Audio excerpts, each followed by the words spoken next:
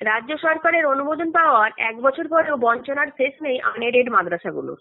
অনুমোদন দিলেও শিক্ষক শিক্ষিকাদের বেতন, পড়ুয়াদের সরকারি সুবিধা কিছুই চালু করেনি সরকার।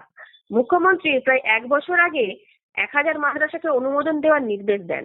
সেই অনুযায়ী মাদ্রাসা শিক্ষা দপ্তর 700 মাদ্রাসাকে অনুমোদন দেওয়ার নির্দেশ দেয় পর্ষদকে। এর মধ্যে 366টি মাদ্রাসা অনুমোদন পেলেও বাস্তবে তাদের অবস্থার বদল কিছুই হয়নি। অনুমোদনের পরেও নেই শিক্ষকদের বেতন, পড়ুয়াদের জন্য চালু হয়নি মিড ডে মিল, বরাদ্দ হয়নি বই, ব্যাগ, ইউনিফর্ম, কন্যাশ্রীর সুবিধা পাচ্ছে না ছাত্রীরা, সবুজ সাথী প্রকল্পে সাইকেলও মেলেনি, বিল্ডিং নির্মাণের জন্য অর্থ বরাদ্দ করা হচ্ছে না। ফলে প্রশ্ন উঠছে, অনুমোদন দেওয়া হলেও কিভাবে চলবে এই শিক্ষা প্রতিষ্ঠানগুলো? অথচ প্রতি বছর রাজ্য বাজেটে মাদ্রাসা শিক্ষার জন্য হাজার হাজার কোটি টাকা বরাদ্দ করা হয়।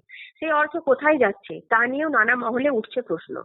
এই বঞ্চনার প্রতিবাদে মঙ্গলবার কালীঘাট অভিযানে নামেন ওয়েস্ট বেঙ্গল রেকগনাইজড আনএডেড মাদ্রাসা টিচার অ্যাসোসিয়েশনের শিক্ষক শিক্ষিকারা। শিয়ালদহ থেকে শুরু হয় বিশাল মিছিল, শেষ হয় ধর্মতলার ওয়াই চ্যানেলে। ডরিনা ক্রসিং এ রাস্তায় বসে কিছুক্ষণ পথ অবরোধ করেন শিক্ষকরা। পরে এক প্রতিনিধি দল কালীঘাটে মুখ্যমন্ত্রীর দফতরে গিয়ে দাবি সহ স্মারকলিপি জমা দেন।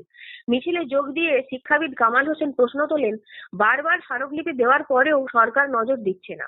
যদি সুবিধা না দেওয়া হয় তাহলে অনুমোদন দেওয়া হলো কেন? সংখ্যালঘু ভোট ব্যাংক ধরে রাখতে কি তাহলে ললিপপ দেখানো হয়েছে?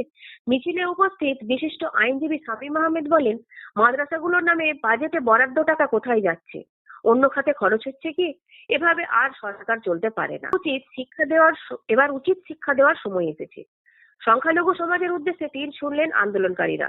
শিক্ষকরা প্রশ্ন তুলেছেন, এভাবে বারবার বঞ্চনার পরেও কি সংখ্যালঘু মুসলিম সমাজের ঘুম ভাঙবে না?